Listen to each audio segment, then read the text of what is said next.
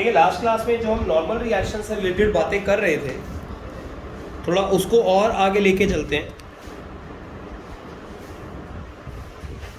और देखते हैं नॉर्मल रिएक्शन के अंदर दो बातें तो अब आप थोड़ा थोड़ा तो समझ ही गए थे। आर और एम जिसके सिंबल थे, दो बातें ये थी कि एक तो ये कांटेक्ट के कारण फोर्स पैदा होता है ना, ये होता तो ये टाइप का फोर्स ही है, इट इज अ फोर्स जो पैदा होता है due to contact. Very good. और एक बात हमने ये करी थी, नॉर्मल का मतलब होता ये परपेंडिकुलर है, it is perpendicular to surfaces in contact. लेकिन एक बात इसकी और बता देता हूं आपको, शायद वो आपको क्वेश्चन को सॉल्व करने में मदद करे। बात वो ये कि it is always of pushing nature, ये हमेशा पुशिंग नेचर का होता है। नॉर्मल रिएक्शन जो होता है वो हमेशा पुशिंग नेचर का धक्का है। ट्राई करते हैं जरा कुछ बातों को एग्जांपल के थ्रू समझने की। देखो हुआ ये कि आपके पास ये एक बॉडी पड़ी हुई है, मान लो 2 kg की बॉडी, सिंपल से एग्जांपल के साथ शुरू कर रहे हैं। 2 किलो की बॉडी और नीचे क्या है हमारा ये ग्राउंड। क्या इस 2 किलो की बॉडी को ग्राउंड नीचे की तरफ ग्रेविटेशनल फोर्स लगा रहा होगा और वो धक्का कितने वैल्यू का लग रहा होगा, 2g का। लेकिन ये जो पर्टिकुलर आपके पास ब्लॉक है, ये पर्टिकुलर ब्लॉक ग्राउंड के साथ कांटेक्ट में होता या ना होता, इससे क्या फर्क पड़ता है वो चेक करते हैं। अगर ये पर्टिकुलर ब्लॉक ग्राउंड के साथ कांटेक्ट में ना होता तो ये 2g का धक्का तो तब भी इस पे लग रहा होता, mg का धक्का अर्थ तो तब भी लगा दी होती mg का धक्का।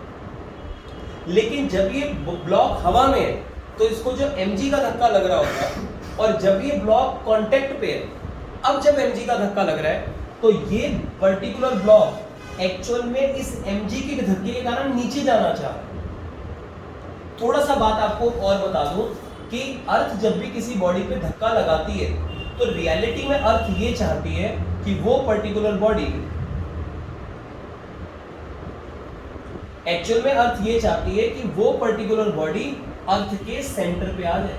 जिसको आप ग्राउंड बना रहे हो है तो वो एक्चुअल में ऐसी कोई बॉडी ना, अर्थ तो एक्चुअल में अर्थ तो ऐसा है। अर्थ जो mg का धक्का लगाता है किसी भी बॉडी पे, तो अर्थ का कैरेक्टर ये है कि वो चाहता है कि ये बॉडी mg का धक्का वो बॉडी पे तब तक लगाता जाता है जब तक बॉडी उसके सेंटर पे ना आए। सेंटर पे आ जाएगी तो अर्थ फोर्स लगाना बंद कर देगी।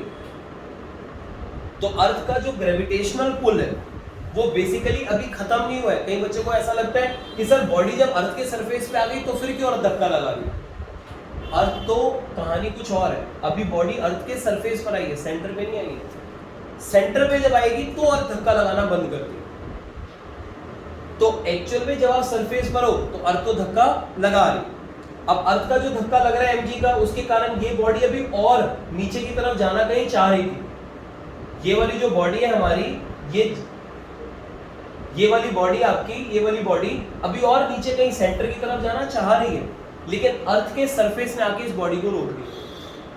तो क्या ये पर्टिकुलर बॉडी अब अर्थ के सरफेस के साथ जब कांटेक्ट में है तो क्या ये अर्थ के सरफेस को अब दबाएगी, क्योंकि खुद तो नीचे जाना चाह रही है। तो ये अर्थ के सरफेस को क्या करती है, कांटेक्ट इन दोनों के बीच में अगर बना हुआ है तो अर्थ के सरफेस को पुश करती है नीचे की तरफ। और अगर ये अर्थ के सरफेस को नीचे पुश करेगी तो अगर अर्थ के सरफेस को एक एक्शन महसूस हुआ तो क्या अर्थ का सरफेस एक नॉर्मल रिएक्शन नहीं देगा इस पे ऊपर की तरफ। अगर अर्थ के सरफेस को दबाएगी ये, क्योंकि इसको तो धक्का लग रहा है, इसको तो और नीचे जाने का मन है, लेकिन ये जब अर्थ के सरफेस को दबाती है तो अर्थ का सरफेस क्या करता है, अर्थ का सरफेस इस पे धक्का लगाता है, एक्शन का रिएक्शन। इसको हम क्या कहते थे, नॉर्मल रिएक्शन। ये ग्राउंड का नॉर्मल रिएक्शन। लेकिन ये वाली बॉडी अगर हमारी हवा में होती तो जब ये बॉडी हवा में होती तो खाली 2g का धक्का नीचे की तरफ लग रहा होता।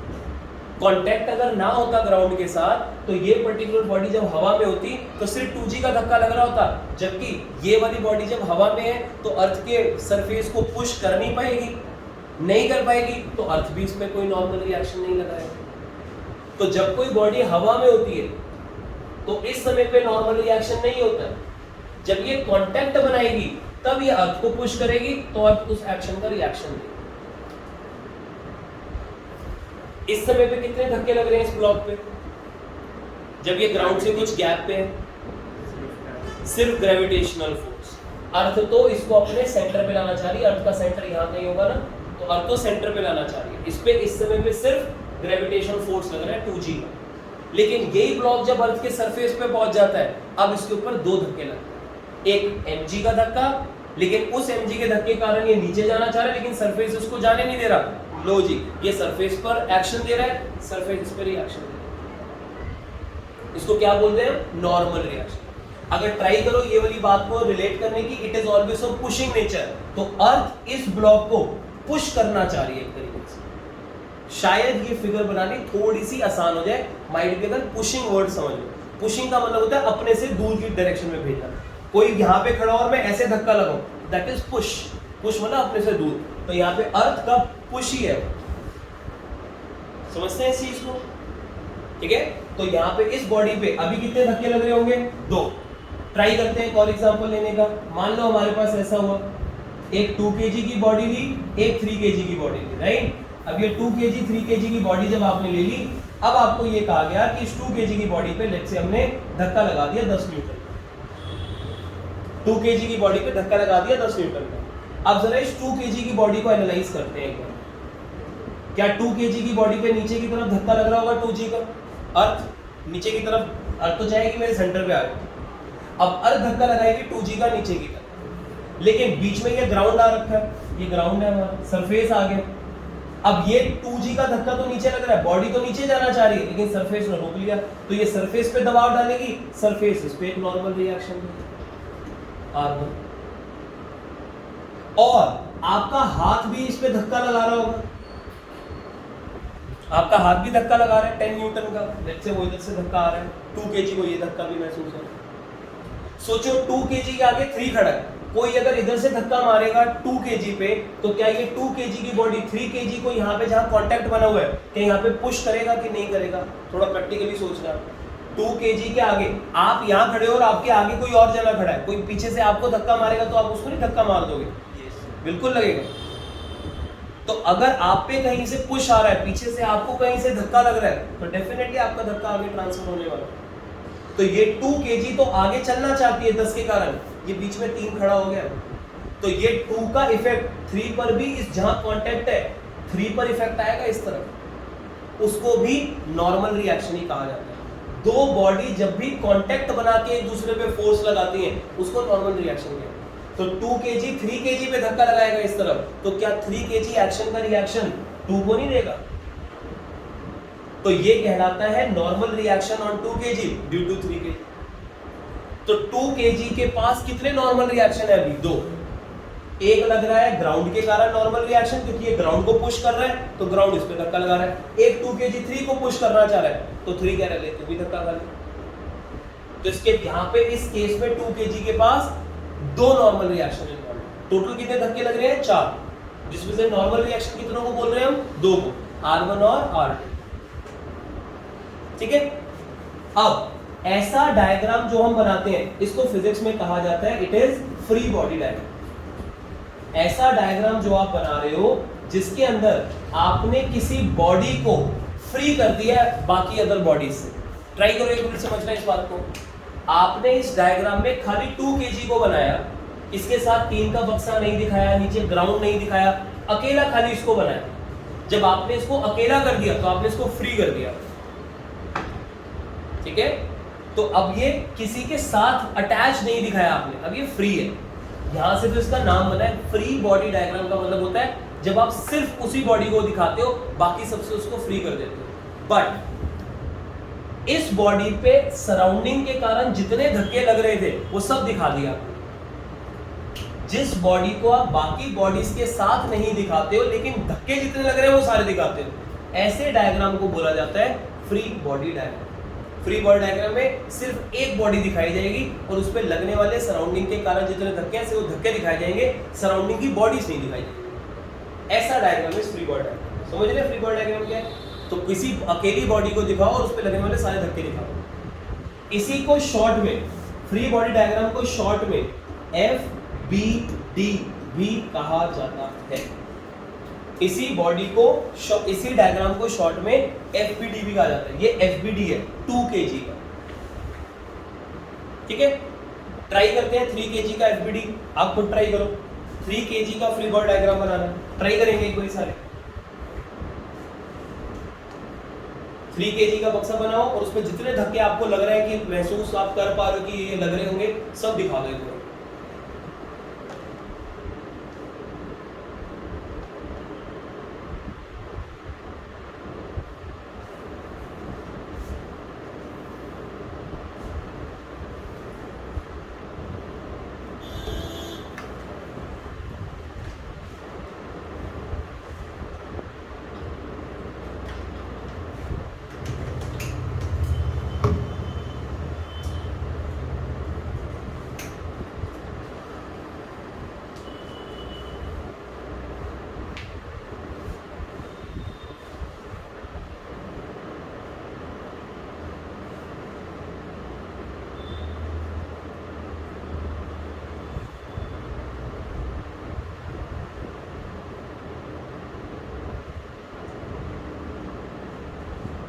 कितने धक्के लग रहे हैं 3 kg पे? टोटल धक्के कितने लग रहे हैं? 4। अगर आपका आंसर 4 आ रहा है तो एक बारी और इस बात पे आप विचार कर लीजिए कि कहीं ना कहीं आप गलती कर रहे हैं। 4 धक्के 3 kg की बॉडी पे नहीं लगे।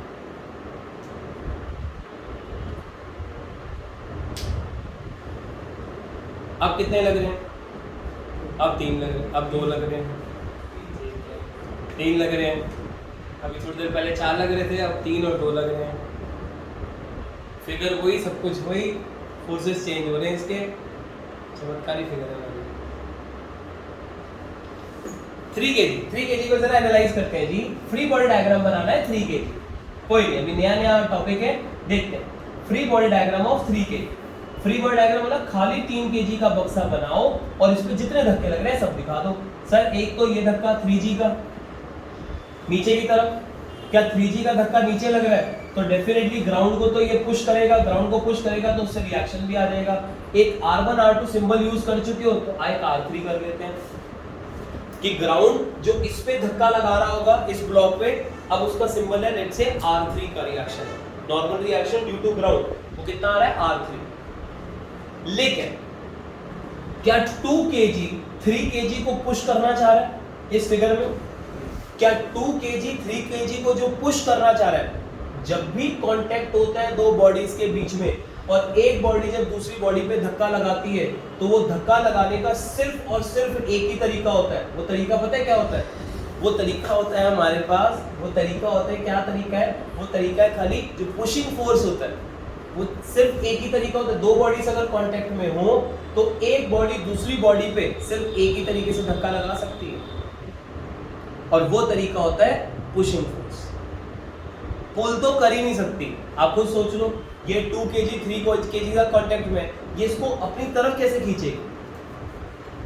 सिर्फ पुश ही कर सकती है। अगर आप 10 kg का धक्का इस बॉडी पे इधर लगा दो तो 2 kg 3 kg से हट जाएगा, 3 kg पे कोई इंपैक्ट भी नहीं आएगा।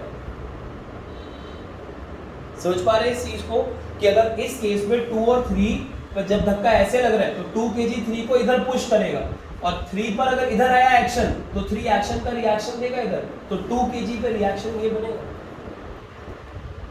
तो 2 kg पे तो आप ऑलरेडी रिएक्शन बना चुके हो, लेकिन अभी 3 की बात चल रही है। 3 को 2 किस तरफ से धक्का मार रहा है? इस तरफ।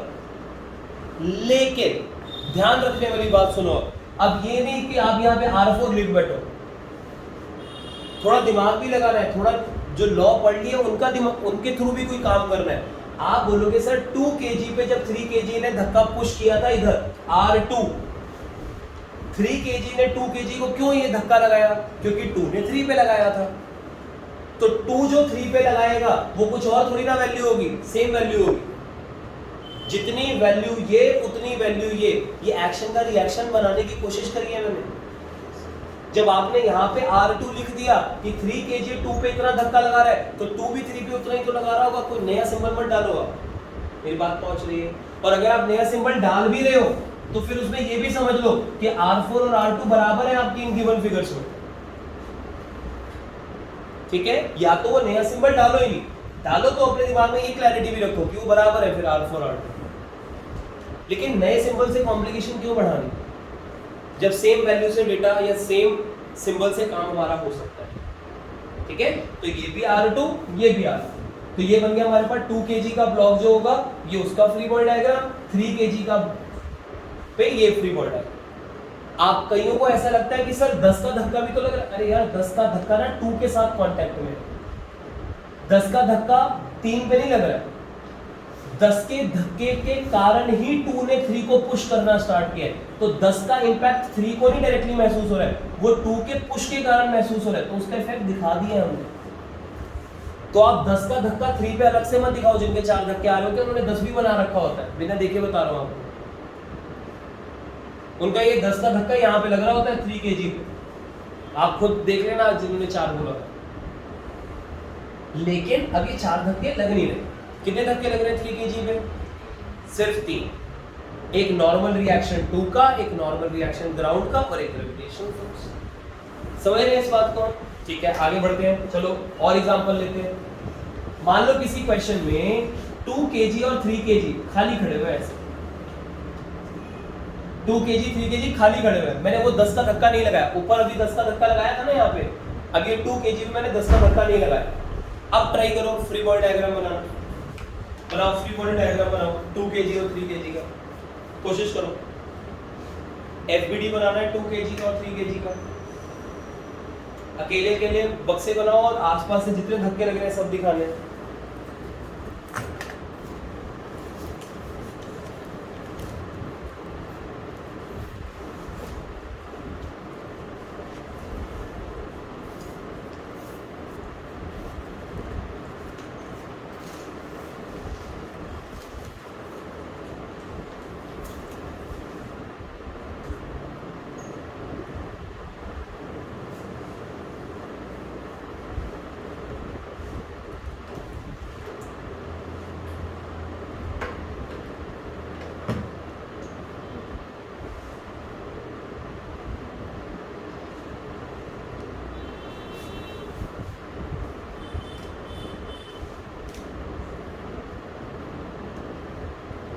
टू kg पे कितने धक्के? 2 kg पे धक्के एनालाइज कर रहे हैं एक बारी। पहले तो एक तो 2g का धक्का नीचे जो अर्थ लगा रही होगी, लेकिन अर्थ जो धक्का नीचे लगा रही है लेकिन ग्राउंड को ये पुश करेगा, क्योंकि ये जाना तो नीचे जाता है अर्थ के सेंटर पे, लेकिन जा नहीं पा रहा तो ग्राउंड को पुश करेगा, तो ग्राउंड इसको पुश करेगी, एक्शन का रिएक्शन। लेकिन अगर आपको लग रहा है कि 2 kg पे 3 धक्के लग रहे हैं, तो ऐसा है नहीं, अब नहीं। क्या अगर 2 kg पे यहां धक्का लगता ना 10 का, तो 2 आगे जाना चाहता था और आगे 3 का सरफेस खड़ा हुआ था, तो 2 kg 3 को पुश करता था, तो 3 2 को वापस पुश करता। अब यहां 2 और 3 के बीच में कांटेक्ट तो है, लेकिन 2 3 को पुश नहीं करना चाह, तो 3 वापस 2 को इधर से पुश खुद भी नहीं कर रहा होगा। मैंने आपको लास्ट क्लास में भी ये बात समझाने की कोशिश करी थी, नॉर्मल रिएक्शन जब एग्जिस्ट करता है तो कांटेक्ट जरूर होता है, यहां ग्राउंड के साथ कांटेक्ट था इसलिए नॉर्मल रिएक्शन है, लेकिन कांटेक्ट अगर एग्जिस्ट कर रहा है तो जरूरी नहीं है नॉर्मल रिएक्शन एग्जिस्ट करे। ये बात थोड़ी थोड़ी पकड़ में आ रही है। नॉर्मल रिएक्शन अगर एग्जिस्ट कर रहा है तो कांटेक्ट जरूर रहा होगा, लेकिन कांटेक्ट अगर कहीं बना हुआ है तो आप बोलो नॉर्मल रिएक्शन भी वहां पे हो गई होगा, ऐसा जरूरी नहीं है। नॉर्मल रिएक्शन का मतलब होता है पुश करना, ये 2 kg 3 kg को पुश नहीं कर रहा होगा इस समय में। मान लो मेरे पास ये एक बॉडी मैंने ली, ये एक बॉडी है, ये दूसरी बॉडी है, ये मैंने ऐसे रखी हुई है ना, यही तो है। अब ये दो बॉडी आपस में पड़ी है, अगर मैं ऐसे धक्का लगाऊंगा तो ये पुश करना चाहेगी उसको, बिना रखे हुए थोड़ी ना पुश कर रही है उसको, फिर तो नॉर्मल है ये। फिर ये दोनों कांटेक्ट में जरूर है लेकिन पुश नहीं कर रहा कोई एक दूसरे को। Normal reaction is a pushing force, और वो फोर्स हमेशा कांटेक्ट के टाइम पर आता है। तो यहाँ कांटेक्ट जरूर है लेकिन पुश करने वाला नेचर नहीं है, तो आप कहते हैं नॉर्मल रिएक्शन की अवेलेबिलिटी नहीं है। यहाँ वाली जगह पे कांटेक्ट है इसके और ग्राउंड के बीच में, और ये पुश भी करना चाह रहा है, क्यों? क्योंकि ग्राउंड इसको नीचे खींच रहा है, जा नहीं पा रहा है नीचे, ग्राउंड के सरफेस में रोका हुआ है, तो ये पुश कर रहा है उसको। ये पुश करेगा 2 kg तो खुद भी धक्का खा लेगा। तो यहाँ पर कोई यहाँ पे कांटेक्ट है या नहीं है? देखो कोशिश करो सीखने की, इस जगह पे कांटेक्ट है या नहीं है? हाँ जी, कांटेक्ट है या नहीं है? है या नहीं है? कांटेक्ट है, कांटेक्ट है, लेकिन नॉर्मल रिएक्शन है या नहीं? नॉर्मल रिएक्शन, नॉर्मल रिएक्शन है या नहीं? नहीं है, नॉर्मल रिएक्शन नहीं है। तो यहाँ कांटेक्ट है लेकिन नॉर्मल रिएक्शन नहीं है। तो इसलिए आपके खाली दो ही धक्के 2 kg पे लगेंगे। 3 kg पे कितने लगेंगे? दो। Very good. एक 3G का नीचे, एक नीचे से आएगा नॉर्मल रिएक्शन, लेकिन 2 का पुशिंग इफेक्ट नहीं लेना, ठीक है? 2 का पुशिंग इफेक्ट नहीं लेना है ऐसा। तो ये बनेगा इसका फ्री बॉडी डायग्राम। आगे सुनो, मान लो यही दो धक्के और सॉरी यही दो ब्लॉक मैंने ऐसे रख दिए, अब ट्राई करो एक बार, अब बनाओ इनका फ्री बॉडी डायग्राम। 2 का अलग बनाओ, 3 का अलग बनाओ, ट्राई करो एक बार। अब एनालाइज करो कितने कितने धक्के लग रहे होंगे।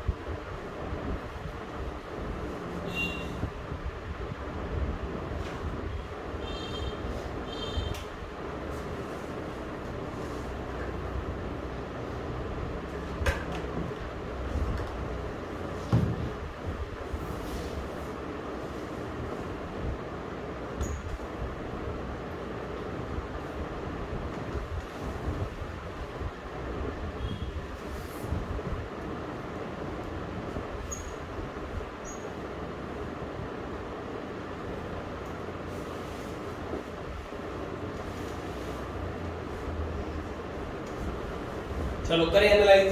2 kg पर आते हैं सबसे पहले।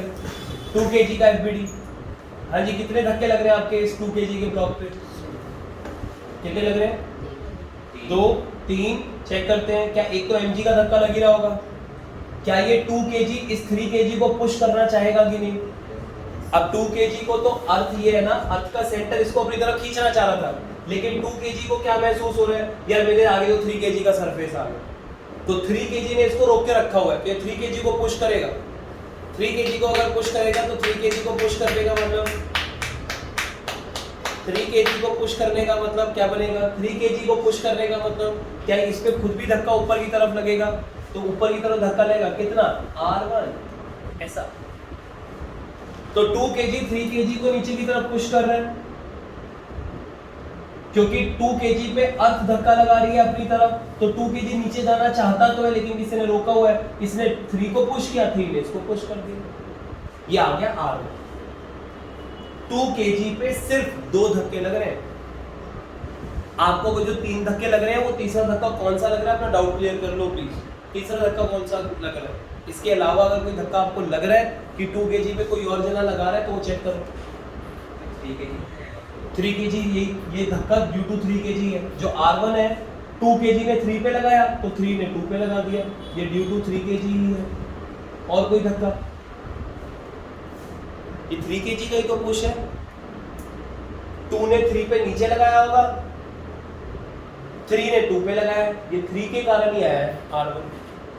3 kg का अगर फ्री बॉडी डायग्राम बनाए, ट्राई करते हैं एक बारी। 3 kg का फ्री बॉडी डायग्राम, क्या 3G नीचे, ठीक है? टोटल धक्के कितने इसमें बन रहे हैं? 3। चेक करते हैं अब 3 बन रहे हैं कि नहीं। क्या एक तो 3G नीचे, क्या 2 kg 3 kg को नीचे की तरफ पुश कर रहा था, तो अब 3 kg के ऊपर एक 2 kg का पुशिंग इफेक्ट भी आएगा, लेकिन चेक करो वो पुशिंग इफेक्ट किस वैल्यू का होगा? अरे सेम वैल्यू का, R1। 2 kg ने 3 को नीचे पुश करने की कोशिश करी, तो 3 kg ने 2 kg को ऊपर पुश करने की कोशिश करी। एक्शन रिएक्शन तो सेम ही होंगे। तो अभी आप 2 kg पे बोल रहे थे कि 3 ऊपर की तरफ धक्का लगा रहा है R1 का, तो 2 ने 3 पे भी तो R1 का ही धक्का लगाया होगा।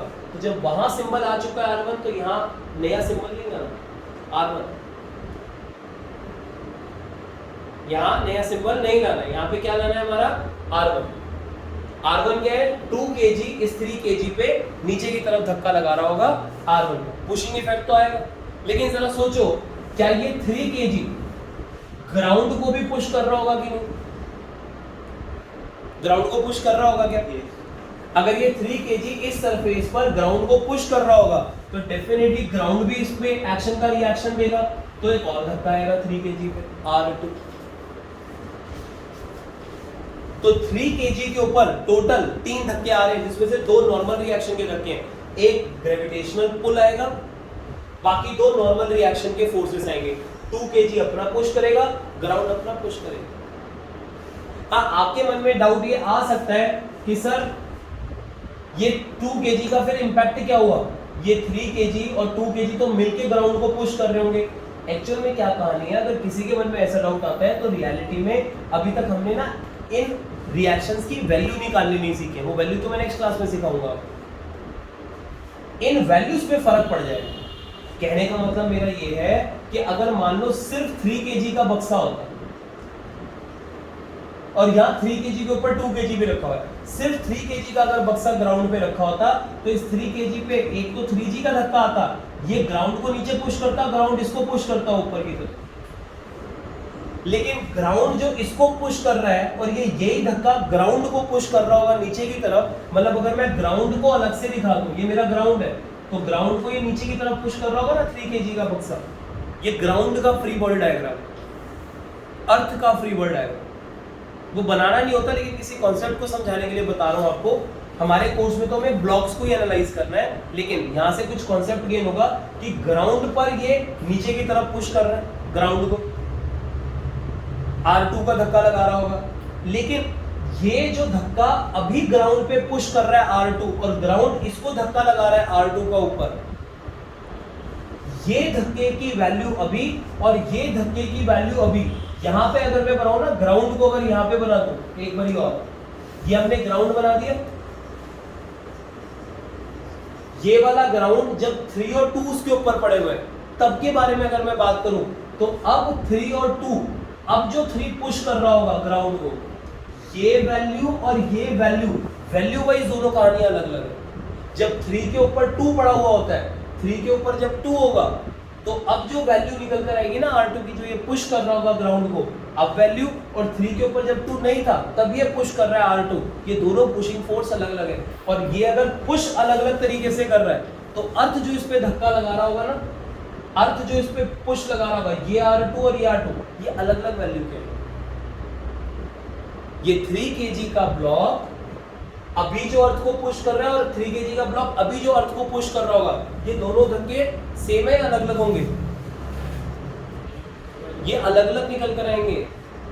यहां पर 3 kg के ऊपर 2 kg भी रखा हुआ है। ये जब मैं आपको वैल्यू निकालनी सिखाऊंगा तब ये बात और समझ में आएगी, लेकिन अभी थोड़ा बहुत अपने कॉमन सेंस से सोचो, जब 3 के ऊपर 2 है तो भाई 5 किलो का इफेक्ट आ रहा है एक तरीके से ग्राउंड पे। अब जो ग्राउंड को पुशिंग फोर्स महसूस होगा और अब जो पुशिंग फोर्स महसूस हो रहा होगा, दोनों अलग अलग होंगे। अभी तो आप खाली फोर्स कौन कौन से लग रहे हैं, अभी तो खाली उनका नाम लिखना सीख रहे हो। फोर्स तो 3 ही लग रहे होंगे, यहाँ फोर्स खाली 2 लग रहे होंगे, लेकिन ये R2 सेम वैल्यू के नहीं होंगे।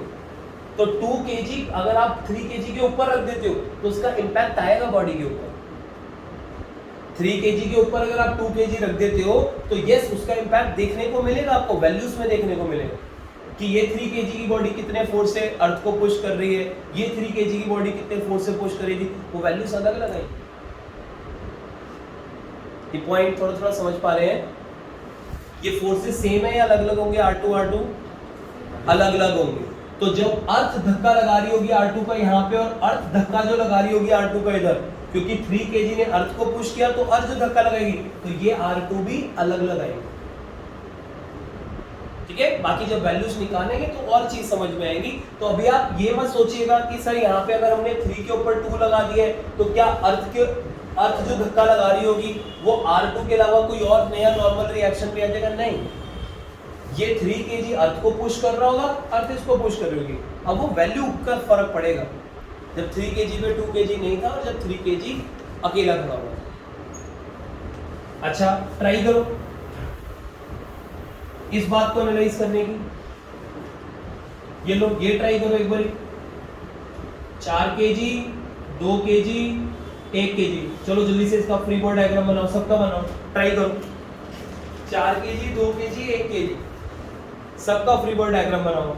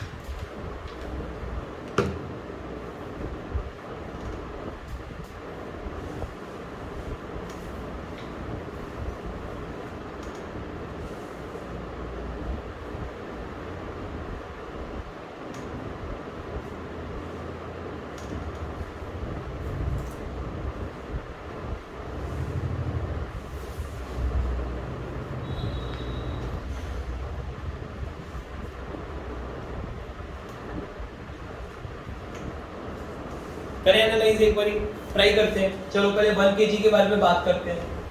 1 kg, क्या 1 kg को अगर हम ध्यान से देखें, आपको क्या लग रहा है 1 kg में कितने धक्के बनने चाहिए? 2। Very good. धीरे धीरे ये बातें और अच्छे से सीख जाएंगे। अगर किसी के 2 नहीं आ रहे तो एक आएगा 1 × g का धक्का, और एक क्या 1 g का धक्का, ये ग्राउंड है। ग्राउंड तो अपने सेंटर पे लाना चाहती है 1 g के धक्के से 1 kg को, लेकिन बीच में 2 का सरफेस आ गया, वो 2 को पुश करेगा तो 2 इसको पुश करेगा। Yes, R1। लेकिन अब 2 kg को बनाते हैं, इसमें तो 2 ही धक्के आ रहे हैं। 2 kg पे कितने धक्के आ रहे हैं आपके? 3। चेक करते हैं कितने आएंगे। क्या 2 kg पे एक धक्का दो, ये तो आना ही होता है mg, ये तो आएगा ही आएगा, तो mg आ गया। लेकिन क्या 1 kg 2 kg को नीचे पुश कर रहा है? अपने जो उसको 1 g का धक्का लग रहा था, जिसके कारण वो अर्थ के सेंटर पे जाना चाह रहा था, तो 1 kg 2 kg को ऊपर से पुश कर रहा था। अगर वो पुश करेगा ऊपर से, तो क्या वो धक्का R1 ही लिखूं? ट्राई करो। 1 ने 2 को पुश किया तो ही तो 2 ने 1 पे इतनी वैल्यू का धक्का लगाया था। तो जब 2 ने 1 पे R1 लगाया था, तो अब 1 से 2 के बारे में पूछ रहे हैं हम, तो 1 2 पे R1 भी धक्का लगाएगा, तो वैल्यू तो यही आएगी। धक्का तो लग रहा है 2 पे, लेकिन उतनी वैल्यू का लगेगा। लेकिन क्या 2 kg इस जगह पे 4 kg को पुश कर रहा होगा कि नहीं कर रहा होगा? डेफिनेटली कर रहा होगा। अगर 2 kg 4 kg को यहाँ पे पुश कर रहा होगा, आप अपने आप को रख के देख लो कि आपके ऊपर कोई 3 किलो रख दे, तो डेफिनेटली इस सरफेस पे जहाँ कांटेक्ट बनेगा, आपके ऊपर धक्का लगेगा। तो यहाँ पर 4 kg का ये जो सरफेस है, यहाँ पे 2 kg का कुछ तो पुशिंग इफेक्ट आएगा। जो पुशिंग इफेक्ट आएगा, अब वो 4 kg को नीचे पुश करेगा। 4 को नीचे पुश करेगा तो 4 क्या करेगा? 2 पे ऊपर की तरफ धक्का लगाएगा। 2 kg 4 kg को नीचे पुश करेगा, तो 4 kg 2 kg पे ऊपर की तरफ धक्का लगाएगा। चेक कीजिए, ऐसा बनेगा। बस इसके अलावा कोई और धक्का नहीं लगना। 2 kg 4 kg पे चेक करते हैं। 4 kg देखो, क्या 4 kg पे एक तो धक्का 4g का। अगली चीज, क्या 2 kg 4 kg को पुश कर रहा था नीचे, 4 kg ने 2 पे धक्का लगाया था R2 का, तो 2 kg R2 का ही धक्का लगाया था नीचे की तरफ, राइट। और क्या ये 4 kg ग्राउंड के साथ कांटेक्ट में, तो क्या ग्राउंड को भी पुश कर रहा होगा कि नहीं कर रहा होगा? बिल्कुल कर रहा होगा यहाँ पे ग्राउंड को पुश। और अगर ग्राउंड को पुश करेगा नीचे की तरफ, तो ग्राउंड कहाँ धक्का लगाएगा? ऊपर की तरफ। ये रहा ग्राउंड का धक्का गया है। अब ये R3 की वैल्यू कितनी होगी नहीं होगी वो अगली क्लास में सीखेंगे। अब ये 4 के ऊपर 2 और 1 kg की जो 3 kg और पड़ा हुआ था एक्स्ट्रा, उसके कारण 4 kg अब ज्यादा पुश करेगा ग्राउंड को, तो ग्राउंड भी ज्यादा पुश करेगा 4 को। अगर ये 4 खाली खड़ा होता तब का ग्राउंड का नॉर्मल रिएक्शन, और 4 के ऊपर जब 2 और 1 खड़े हैं तब का नॉर्मल रिएक्शन, अलग अलग वैल्यू आएंगे। धक्के 3 लग रहे हैं, लेकिन जो ग्राउंड का रिएक्शन है उसकी वैल्यू बदल जाएगी कि 4 के ऊपर 2 और 1 होता या ना होता उससे। लेकिन ग्राउंड पहले भी रिएक्ट करता, जब 4 kg को आप अकेला रख दो ग्राउंड के ऊपर, 4 के ऊपर 2 और 1 रख दो, तो भी वो ग्राउंड से एक ही धक्का खाएगा, वैल्यू चेंज हो जाएगी उसकी। ये पॉइंट पक्का पहुंचता है हम तक, राइट। तो ये तीनों फिगर किनकी सही नहीं बनी थी, तीनों में से एक भी फिगर, सबकी सही बन गई, सबकी पक्का सही बन गई, नहीं बनी थी, बढ़िया, ऐसे बता देना, सब बाकी सबकी बन गई थी पक्का, ये 3 फिगर बन गई थी हमारी, ठीक है। तो हमारे पास ये जो 3 फिगर हमारे पास बन रही है, कोशिश करेंगे अभी थोड़ा थोड़ा एनालाइज कर पा रहे हैं कैसी फिगर ही बननी चाहिए। तो ये सारे क्या बना रहे हैं, फ्री बॉडी डायग्राम। अब एक टॉपिक और पढ़ते हैं, फिर से फ्री बॉडी डायग्राम कुछ और इंटरेस्टिंग हो जाएंगे। तो लिखो, हेडिंग डालो टेंशन। मुझे पता है आपकी छोटी सी उम्र में अभी से बहुत टेंशन है, लेकिन कोई एक टेंशन और,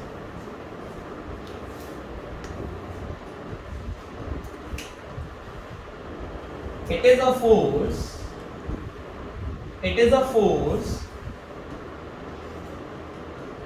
which is of pulling nature।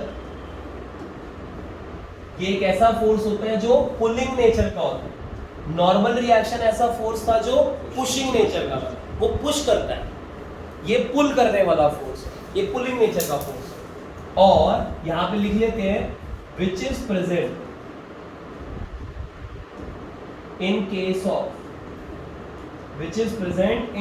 of rope, string, wire, etcetera. ये सब एक ही फैमिली है, ये सब एक ही जैसे लोग होते हैं, कोई रोप बोले, कोई स्ट्रिंग बोले, कोई वायर बोले, सब एक ही बात।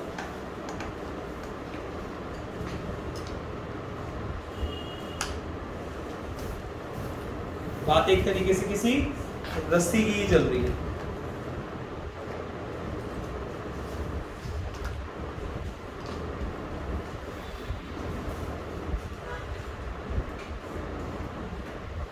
देखो अब टेंशन क्या चीज है वो समझो कि मान लो एक एग्जांपल ले लो, एग्जांपल के थ्रू समझते हैं। मान लो ये ब्लॉक है और ये ब्लॉक को हमने किसी रस्सी से कनेक्ट कर दिया, ये कोई रस्सी है।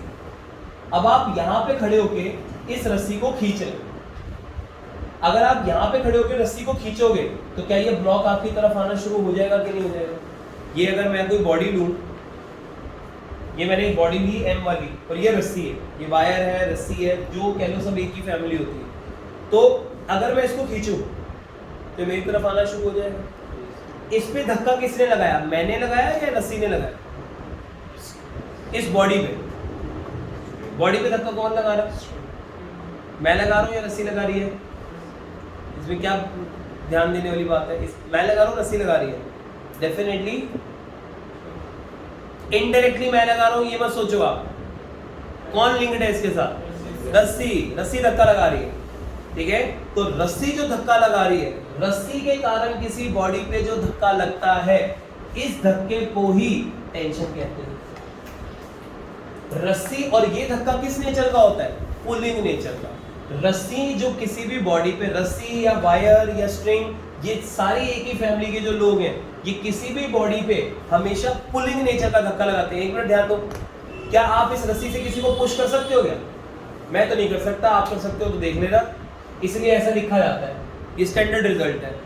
रस्सी से किसी को बांध के पुल किया जा सकता है, पुश तो नहीं होता। रस्सी से पुश नहीं किया जा सकता, खाली पुल किया जा सकता, ठीक है। तो रस्सी क्या करती है? हमेशा पुल करती है। तो इस टाइप के फोर्स को हमने एक नया नाम दे दिया, टेंशन बोलते हैं उसको। तो अब यहाँ पे हमारे पास ये जो एग्जाम्पल है, इस एग्जाम्पल को थोड़ा और बेटर वे में, टेंशन के बारे में थोड़ी और इंटरेस्टिंग बातें आपको पता होनी चाहिए कि अपने कोर्स में टेंशन को आपने समझना कैसे। नहीं तो न्यूमेरिकल्स में थोड़ी दिक्कत आ सकती है। थोड़ा कॉन्सेप्ट बनाने की कोशिश कर रहा हूँ, लिखेंगे नोट, ठीक है। रस्सी जिस भी बॉडी पे जो धक्का लगाती है, दैट इज टेंशन। रस्सी के कारण जो बॉडी धक्का एक्सपीरियंस करेगी वो टेंशन का। देखो हमारे कोर्स में जब, अब मैं तीनों को ना एक ही नाम से रेफर कर रहा हूँ, which is rope, string, wire, सब एक ही बात होती है, लेकिन अब मैं कॉमन नाम से रेफर कर रहा हूँ, रोप, हमारे कोर्स में रोप की दो कैरेक्टरिस्टिक है। पहली कैरेक्टरिस्टिक कि हमारी ये रोप इनएक्सटेंसिबल है, ऐसा लिख लो, इन आवर कोर्स हमारी जो रोप है वो इनएक्सटेंसिबल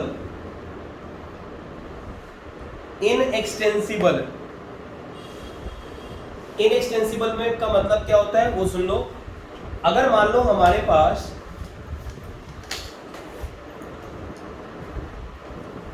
कोई ऐसा मटेरियल हो जो रबर टाइप का मटेरियल हो, ये जो खुद एक्सटेंड हो सकता हो।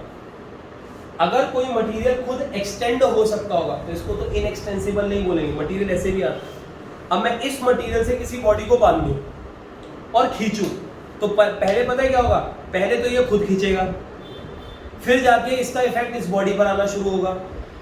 लेकिन रस्सी कैसी है हमारी, इनएक्सटेंसिबल। इधर से आपने धक्का लगाया, उधर इस पे इफेक्ट आना शुरू हो गया हाथ के हाथ। समझ रहे हो? तो आपको ये क्लैरिटी होनी चाहिए कि चीजें, मटेरियल ऐसे भी होते हैं जो एक्सटेंड हो सकते हैं। जब आप इस साइड से धक्का लगाओगे पहले तो खुद एक्सटेंड होंगे, फिर जाके कभी बॉडी पर इतना इफेक्ट दिखाएंगे। हमारी रस्सी इनएक्सटेंसिबल है तो क्या करेगी, हाथ के हाथ इफेक्ट दिखा देगी बॉडी पे। इधर से आप धक्का लगा रहे हो, इधर बॉडी पे इफेक्ट आना चालू है हाथ के हाथ। ये बात थोड़ी सी समझ पा रहे हैं? इनएक्सटेंसिबल मतलब हाथ के हाथ इफेक्ट ट्रांसफर हो जाएगा।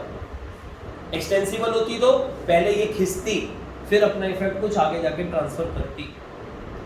रस्सी कैसी है अपने कोर्स में, इनएक्सटेंसिबल है, एक बात। दूसरी बात, हमारे कोर्स में जो रस्सी हम लेके चलते हैं, ये रस्सियां अपने कोर्स में जो आप लेके चलते हो, ये रस्सी हमेशा it is of very very light mass. इसका जो वजन है वो ऑलमोस्ट ना के बराबर लेके चल रहा है। मतलब आपको जब भी कोई रस्सी बोले तो आपने उसको थ्रेड समझना है। धागा होता है ना, धागा कितना हल्का होता है धागा।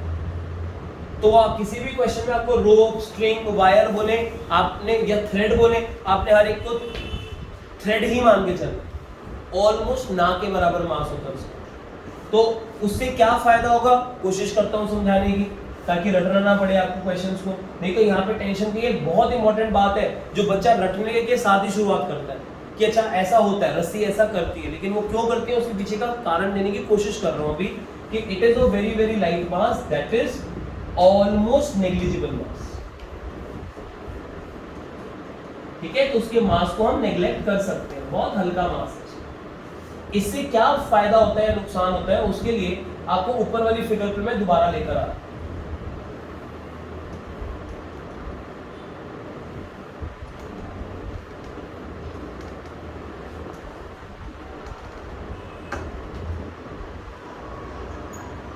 ये बंदा इस रस्सी को ऐसे इस तरफ खींच रहा है। अब आप मेरे को एक बात बताओ, क्या ये जो रस्सी है, ये जो मैंने धक्का दिखाया है आपको, ये धक्का किस पे लग रहा है, रस्सी पे लग रहा है या ब्लॉक पे लग रहा है? जो धक्का दिखाया है, टेंशन मतलब एक टाइप का फोर्स। ये जो फोर्स दिखाया है ये ब्लॉक पे दिखाया है या रस्सी पे लग रहा है फोर्स? ये धक्का ब्लॉक पे, रस्सी पे, अलग शुरुआत हो जाए। ब्लॉक पे, रस्सी पे, ब्लॉक पे, ब्लॉक पे, ब्लॉक पे, ब्लॉक, ब्लॉक, पक्का, ब्लॉक पे, ब्लॉक पे, ब्लॉक पे, ब्लॉक पे, रस्सी पे। ये जो धक्का लग रहा है ये रस्सी लगा रही है, लगा तो ब्लॉक पे रही है, लगाया रस्सी ने धक्का। इस तरह जो धक्का लग रहा है, ये धक्का जो हम दिखा रहे हैं कि किस पे दिखा रहे हैं, ऑन द ब्लॉक। अगर मैं यहाँ T2 भी लिख दूं, T1 भी लिख दूं, जो लिखना चाहूं लिख सकता हूं, कोई भी सिंबल में दे दूं, तो सिंबल से घबराना नहीं है कभी आपने। तो रस्सी ने जो धक्का लगाया वो धक्के को हम टेंशन कहते हैं, लेकिन वो जो धक्का लग रहा है इस डायरेक्शन में, रस्सी लगा रही है, लगा तो ब्लॉक पे रही, तो ये धक्का किस पे लग रहा है, ब्लॉक पे लग रहा है। लेकिन सोचो अगर मैं रस्सी का फ्री बॉडी डायग्राम बनाऊं, तो रस्सी को थोड़ा सा बड़ा करके दिखाता हूं। ये हमारी रोप, रस्सी का जो ये वाला कोना है, ये वाला कोना जो ब्लॉक को इधर खींच रहा है, थोड़ा दिमाग लगाना, तो क्या अगर रस्सी के आखिरी पॉइंट ने ब्लॉक को इधर खींचा, तो क्या ये ब्लॉक रस्सी के आखिरी पॉइंट को इधर खींच रहा होगा या नहीं खींच रहा होगा? कौन सा रूल लगा रहा हूं मैं? थर्ड लॉ, एक्शन का रिएक्शन, कि अगर थ्रेड ने ब्लॉक को धक्का लगाया लेफ्ट, तो क्या ब्लॉक थ्रेड के आखिरी पॉइंट पे धक्का लगा रहा होगा टुवर्ड्स राइट। बढ़िया। और क्या वैल्यू तो सेम ही रहेगी, तो इधर T1 लिखा है T1, इधर T2 लिखता है, इधर T2 लिख देता है। तो ये कोशिश कर रहा हूं मैं क्या बनाने की, FBD ऑफ रोप। FBD रोप का क्या होगा, खाली रोप होगी और आसपास की जितने फोर्सेस होंगे सराउंडिंग के वो सब आएंगे। अब रोप पे mg का धक्का तो लोगे नहीं आप, मास तो नेग्लिजिबल ले रहे हो। तो एक तो ब्लॉक धक्का लगा रहा है इस पे इस तरफ, एक धक्का। दूसरी बात सुनो, क्या इस रोप के इस कोने पे ये आदमी भी तो धक्का लगा रहा है? तो यार तभी तो चालू हुआ है वो, मेरे को भी तो धक्का लगाना पड़ेगा कि नहीं इस कोने पे, तभी तो सारा सिस्टम ये चालू होगा कि ये आगे फोर्स ट्रांसफर कर पाएगा। इस ब्लॉक पे जो धक्का ये लगा पाएगा, शुरुआत तो यहीं से हुई है। तो क्या इस कोने पे हम बाहर से धक्का लगा रहे हैं, लेट से उस धक्के को नाम दे रहे हैं T2, लेट से, सिंबल पे ज्यादा मत जाओ अभी आप, लेट से उस धक्के को नाम क्या दे रहे हैं हम, T2। अब सोचो अगर रस्सी के इस कोने पे मैंने धक्का लगाया T2 का इस तरफ, तो क्या इस आदमी की उंगलियों पे रस्सी भी तो धक्का लगा रही होगी T2 का दूसरी तरफ। एक्शन का रिएक्शन, जब आप किसी बॉडी को ऐसे खींचते हो तो आपके हाथों में निशान नहीं पड़ेंगे क्या? पड़ेंगे, क्योंकि आप रस्सी के इस पोर्शन को खींच रहे हो अपनी तरफ, तो रस्सी भी आप पे एक धक्का लगा रही है दूसरी तरफ। वो निशान पड़ने का कारण क्या है? क्योंकि कहीं से फोर्स एक्सपीरियंस हुआ है बॉडी पे। वो फोर्स किस तरफ एक्सपीरियंस होगा? वो फोर्स एक्सपीरियंस होगा वो दूसरी तरफ। आप धक्का लगा रहे हो इस तरफ, टग ऑफ वॉर होता है ना, जिसपे रस्सी पकड़ के खींचना होता है, तो क्या आपको रस्सी, आप इधर खींच रहे होते हो रस्सी को, रस्सी एट द सेम टाइम आपके हाथ पे एक फोर्स उधर भी लगा रही होती है। आपके हाथ पे इस तरफ भी फोर्स लग रहा है ड्यू टू रस्सी। आप इधर खिसकना चाहते हो तो अपने पांव की ग्रिप बना के रखते हो कि कोई इधर खिसका के ना ले जाए। तो जब हम रस्सी को इधर खींचना चाह रहे होते हैं, जब हम रस्सी को इधर खींचना चाह रहे होते हैं, तो सोचने की कोशिश करो इसी। तो जब मैं ऐसे खींच रहा हूं तो मेरे हाथ पे इस तरफ फोर्स लग रहा होगा, हर एक्शन का रिएक्शन होता है।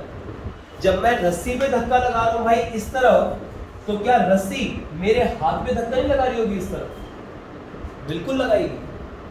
तो ये जो धक्का हमें एक्सपीरियंस होगा, ये धक्का किस पे लग रहा होगा, रस्सी पे या हाथ पे? वेरी गुड, ये हाथ पे लग रहा है धक्का। तो ये वाला जो इस डायरेक्शन में धक्का लग रहा है, ये हमारे हाथ पे लग रहा है। ये धक्का किस पे लग रहा है? ये धक्का, ये वाला धक्का, ये रस्सी के इस कोने पे लग रहा है। कौन लगा रहा है ये धक्का? हम लगा रहे हैं। ये धक्का रस्सी पे या ब्लॉक पे? रस्सी पे। ये तो है ही रस्सी का फ्री बॉडी डायग्राम, तो रस्सी के धक्के चल रहे हैं, तो ये रस्सी पे धक्का लगा। कौन लगा रहा है? ब्लॉक। तो रस्सी के एक कोने पे ब्लॉक धक्का लगा रहा है, एक कोने पे हम धक्का लगा रहे हैं। लेकिन अगर इस रस्सी के लिए, जिसका कैरेक्टर ये वाला है, ऑलमोस्ट नेग्लिजिबल मास, अगर इस रस्सी के लिए आप न्यूटन का सेकंड लॉ लगा, जिन बॉडीज का मास नहीं चेंज होता है उनके लिए फॉर्मूला वैलिड था, F net equal to ma। लेकिन अगर किसी बॉडी का मास ऑलमोस्ट ना के बराबर हो, तो अगर उसका मास ही ऑलमोस्ट ना के बराबर है, तो उस पर नेट फोर्स ऑलमोस्ट ना के बराबर है।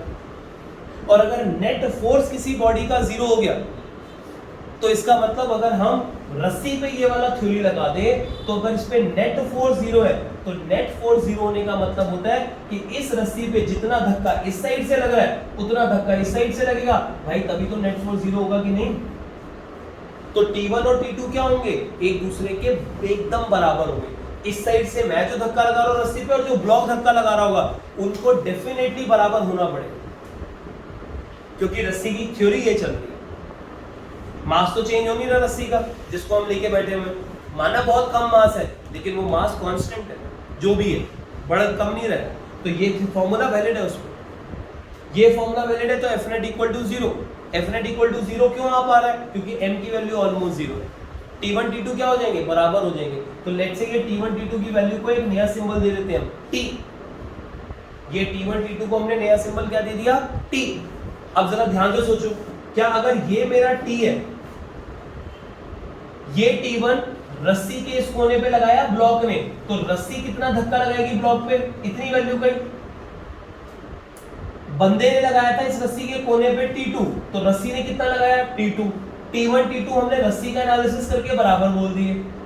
तो इसका अल्टीमेट रिजल्ट क्या आया कि ये रस्सी अपने कोनों पे जो दो बॉडीज मौजूद होती हैं, इस वाली बॉडी को ये जितना पुलिंग फोर्स लगाएगी, ये इस वाली बॉडी पे, इस एंड पे जो बॉडी मौजूद है उस पर भी सेम अमाउंट का पुलिंग फोर्स लगाएगी।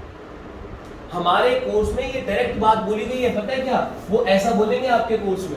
अल्टीमेट कहानी ये है, ओवरऑल कंक्लूजन ये था जो आपको याद करना होता है, लेकिन मैं कोशिश कर रहा हूं कि वो बात आप तक पहुंचे कि अगर यहाँ पे एक बंदा यहाँ खड़ा है, ये ब्लॉक है और ये रस्सी है, तो आपको तो डायरेक्ट है ये कहानी कि इधर टी और इधर टी लिख देना कि रस्सी इधर से जो पुल करेगी और इधर से पुल करेगी सेम वैल्यू की करेगी। लेकिन अगर कोई अच्छा बच्चा उसको समझना चाहे तो उसके पीछे की थ्योरी समझाने की कोशिश कर कि अगर रस्सी बहुत ही कम मास की होगी, एक तो ये कहानी सिर्फ तब वैलिड है क्योंकि जब वो कम मास की होगी तो यहाँ पर इस तरफ जो आदमी पे धक्का लग रहा है और इस ब्लॉक पे जो धक्का लगा रही है रस्सी, लेट से हमने तो अलग अलग वैल्यू के लिए, लेकिन ब्लॉक पे अगर इधर धक्का लगा तो ब्लॉक इधर धक्का लगा रहा होगा रस्सी पे, आदमी पे धक्का इधर लग रहा है तो आदमी इधर धक्का लगा रहा है रस्सी पे। रस्सी अगर मासलेस है तो न्यूटन के लॉ के अकॉर्डिंगली नेट फोर्स जीरो आएगा। नेट फोर्स जीरो का मतलब होता है सारे धक्कों का सम जीरो होना चाहिए, T1 T2 को बराबर होना पड़ेगा, तभी नेट फोर्स जीरो होगा। T1 T2 अगर बराबर हो गए, लेट्स से उनका कॉमन सिंबल दे दिया T, और ये T1 T2 बराबर हो गए तो ये T1 ये वाला T1 था, ये T2 ये वाले T2 के बराबर था। ये एक्शन रिएक्शन चल रहे थे यहाँ पे कोनों पे, तो ये दोनों धक्के आपस में बराबर प्रूव किए हमने। लेकिन किसी क्वेश्चन में अगर ऐसा आ जाए कि ये रस्सी आधा किलो की है, 1 किलो की है, 2 किलो की है, अगर मास आ गया, मास अगर नॉन जीरो है तो एफ नेट जीरो नहीं बनेगा। एफ नेट अगर जीरो नहीं बना तो आप T1 T2 को बराबर नहीं कर सकते। जो बच्चे रट्टा मार लेते हैं ना कि एक रस्सी और दोनों कोनों पे TT दिखाते हैं, उनको ऐसे क्वेश्चंस हमेशा परेशान करते हैं जहां पे इस रस्सी का मास आ जाएगा। वो तो 99.9% क्वेश्चन ये है अपने कोर्स में, 99.9% क्वेश्चन ये है कि रस्सी को मास वाली नहीं लेना है। लेकिन वो एक क्वेश्चन भी जब आता है ना, सिर्फ एक क्वेश्चन, वो आपके सारे कॉन्सेप्ट बिगाड़ देगा। आपको रहेगा रस्सी का तो केस ही नहीं समझ में आया मेरे को आज तक। कभी ले लेते हैं, कभी नहीं लेते हैं, बोलते हैं मास होगा तो ले लेना, नहीं होगा तो मत लेना, पता नहीं क्या कर रहे हो। एक्चुअल में जब मास नहीं होता तो ये कहानी, ये थ्योरी इस तरीके से काम करती है। मास होगा तो ये T1 T2 बराबर नहीं हो पाएगी। अगर T1 T2 बराबर नहीं होंगे तो आप TT लेके सॉल्व करोगे, उल्टे सीधे आंसर आएंगे। तो T1 T2 बराबर कब हो सकते हैं? जब net force zero. Net force zero कब होगा इस पे? जब मास जीरो या ऑलमोस्ट ना के बराबर। तो हमारे कोर्स में जब किसी क्वेश्चन में कुछ ना मेंशन हो तो क्या करना है? रस्सी हमेशा मास लेस मान ली, रस्सी हमेशा ऐसी माननी कि बहुत ही कम मास की है, धागा मानना है आपको। जब भी rope word, string word, wire word आ जाए तो ऐसे केस में आपकी फिगर ऐसी नजर आएगी। कंक्लूजन तो ये याद करना है आपको, लेकिन उस तक पहुंचाने की कोशिश की कि दोनों एंड पे धक्का एकदम सेम वैल्यू का लगाती है रस्सी। इधर से भी पुल करेगी, इसको भी पुल करेगी, दोनों पे धक्का सेम लगेगा। ठीक है, एक एग्जांपल इस पे, एक आखिरी एग्जांपल और ले लेते हैं, बाकी अगली बारी फिर हम वैल्यूज निकालना सीखेंगे। अभी तो हम थोड़ा बहुत थ्योरेटिकली सिंबल्स की टर्म्स में गेम खेलते हैं। चलो एक क्वेश्चन ये लो, देखो कभी अगर ऐसा आ जाए, ये बंदा है ऐसे ऐसे ऐसे, ये ब्लॉक है 2, ये ब्लॉक है 1। मान लो ये 2 kg का है, ये 3 kg, ये रोप नंबर 2 है, ये रोप नंबर 1। ठीक है, अब इसी फिगर को एक बारी और बना लेते हैं। 2 kg, 3 kg, rope 2, rope 1। By default अगर रस्सी के ऊपर कुछ कमेंट नहीं किया हुआ तो इनएक्सटेंसिबल और माननीय मासलेस है, ठीक है, ना के बराबर मासलेस है। अब आप इसका कैसे काम करोगे वो देखो। मान लो इस बंदे ने 10 न्यूटन का धक्का इधर इस साइड लगाया, रस्सी के इस कोने पे इसने 10 न्यूटन का धक्का लगाया मान, तो क्या रस्सी के इस कोने पे अगर ये इस तरफ धक्का लगाएगा तो रस्सी भी तो इस पे एक्शन का रिएक्शन देगी T1 का। और इस तरफ खुद सोचो आप, क्या रस्सी इस 2 kg को, जब ये रस्सी पे इधर धक्का लगा रहा है तो रस्सी आगे 2 kg को इस तरफ नहीं पुल करना चाहेगी। अगर ये बंदा इस कोने पे 10 न्यूटन का धक्का लगा रहा है तो इसने रस्सी पे 10 न्यूटन का धक्का इधर लगाया तो रस्सी 2 kg पे यहाँ पे पुलिंग इफेक्ट लगाएगी, तो रस्सी जो पुलिंग इफेक्ट लगाएगी, ये 10 न्यूटन इसने रस्सी पे लगाया तो रस्सी ने एक्शन का रिएक्शन जो T1 देगी वो 10 न्यूटन ही देगी। इसने रस्सी के कोने पे जितना धक्का लगाया रस्सी ने उतना ही इफेक्ट इस बंदे पे लगाया। ये T1 क्या है, रस्सी जो धक्का लगाती है उसको टेंशन कहते हैं, तो रस्सी जो धक्का लगा रही है वो 10 न्यूटन का लगा रही है। क्यों, ये एक्शन रिएक्शन की बात चल रही है। लेकिन रस्सी अगर मासलेस है तो वो अपने एक एंड का अगर फोर्स आपको पता चल गया तो दूसरे एंड का फोर्स ऑलरेडी पता है आपको, क्योंकि मासलेस की कहानी थोड़ी थ्योरी पता है। तो रस्सी इस कोने पे कितना धक्का लगाएगी, सेम 10 न्यूटन का, वही T1 सिंबल। बट एक ही क्वेश्चन में अगर 2 रस्सी दी हुई तो ये रस्सी अपने इस पॉइंट पे जो इस तरफ धक्का लगाएगी और जो इस एंड पे धक्का लगाएगी वो आपस में सेम लेने हैं, लेकिन किसी और रस्सी के बराबर नहीं लेने। ये नहीं कि आप हर जगह T1 ले लो, अलग अलग रस्सियों में अलग अलग टेंशन लेनी। वो वैल्यू अगर सेम आनी होगी तो अगली क्लास में जब वैल्यू निकालना सीखेंगे तो आ जाएगी, लेकिन एक ही रस्सी के दोनों एंड पे आंसर सेम लेना है, मैं ये सिखा रहा हूँ। तो गलती ना लगे इसलिए इस एग्जांपल पे छोड़ रहा हूँ आज की क्लास। हर रस्सी में दोनों एंड पे आंसर सेम नहीं लेने, किसी एक रस्सी के दोनों एंड पे आंसर सेम लेने। ये रस्सी अपनी मासलेस है, वो अपनी मासलेस है, इस पे अपना नेट फोर्स 0 होगा, उस पे अपना होगा, लेकिन दोनों के एंड पे सेम फोर्स डेवलप हो रहे होंगे, ये थ्योरी नहीं सीखी हमने। एक ही क्वेश्चन में 2 3 4 रस्सियां हैं, हर एक पे अपने अपने टेंशन होंगे। जितनी रस्सी है उतनी टेंशन लेनी है, जितनी रस्सियां होंगी वो इस ब्लॉक पे जो ये पुलिंग फोर्स लगाएगी और जो ये पुलिंग फोर्स लगा रही होगी, वो पुलिंग फोर्स की वैल्यू हम निकालना सीखेंगे अगली क्लास में। लेकिन वो वैल्यू आपने खुद से, कोई थ्योरेटिकली ये लॉजिक नहीं है कि ये वैल्यू सेम होती है। लॉजिक तो इस बात का है अपने कोर्स में कि मासलेस है तो एक रस्सी के दोनों कोनों पे वैल्यू सेम आए, लेकिन अलग अलग रस्सियों के आंसर सेम आ जाए ये कोई लॉजिक नहीं है।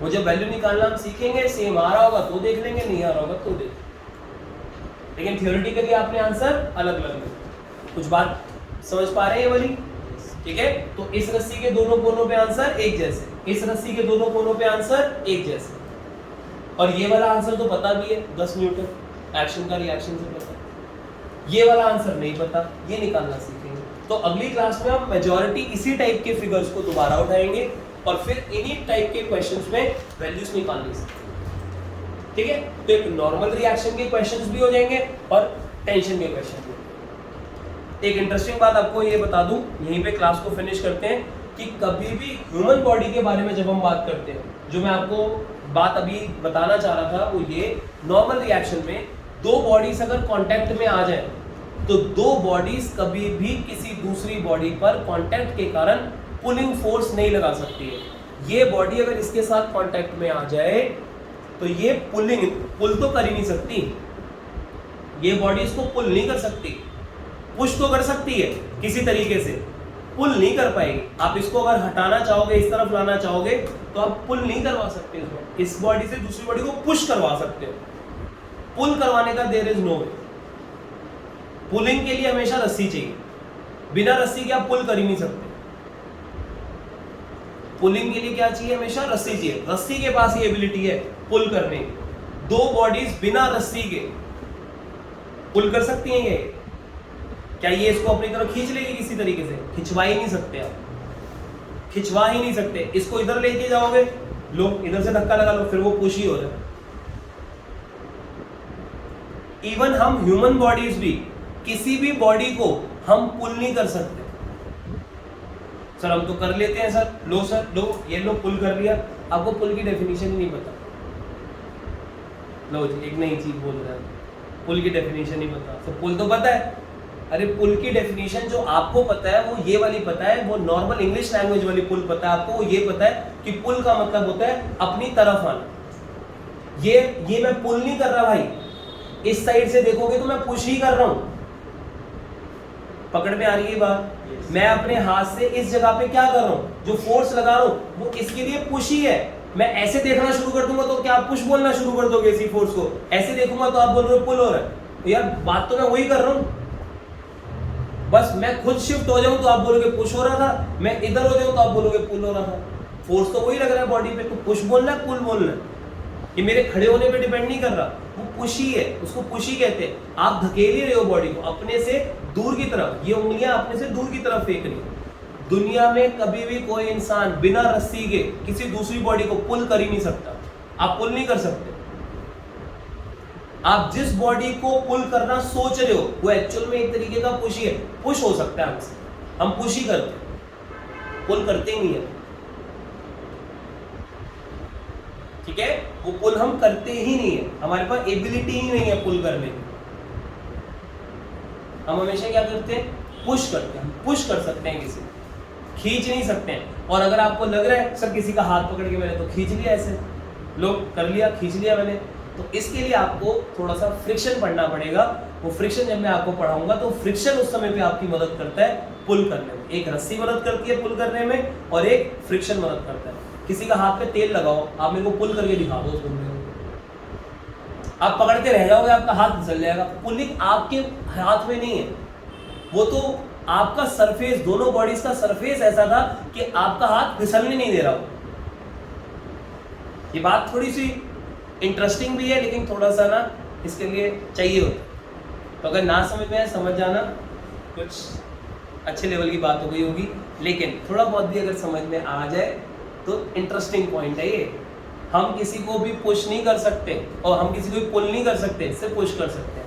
पुल करने के लिए दो चीजें चाहिए, या तो किसी के साथ रस्सी लगा दो तो खींच लोगे आप, या उस बॉडी पर आपको फ्रिक्शन मदद करेगा। फ्रिक्शन अगर होगा तो बात बन जाएगी। ठीक है, देखिए आज की क्लास यहीं पे छोड़ते हैं, फिर आगे कंटिन्यू करेंगे नेक्स्ट क्लास में। धीरे धीरे चीजें और भी आपको एक फैक्ट समझ में आएगा, जब फ्रिक्शन वगैरह पढ़ लोगे तो और अच्छा लगेगा।